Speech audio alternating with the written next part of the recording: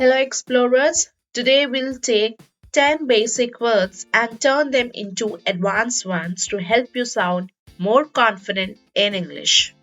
Let's jump right in. Tasty, appetizing. The aroma of the early baked bread was truly appetizing. Bad, dreadful. Her performance was so dreadful that the audience was left speechless. Weak, feeble. After weeks of illness, his voice was feeble but determined. Strong, sturdy.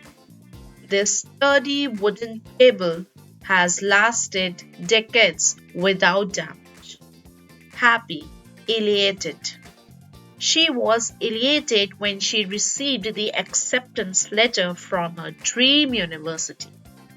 Sad, melancholic. The melancholic tune of the violin evoked bittersweet memories. Clean, spotless. The hotel room was so spotless that it felt brand new. Cold, chilly. The chilly evening breeze made her wrap her scarf tighter. Warm, toasty.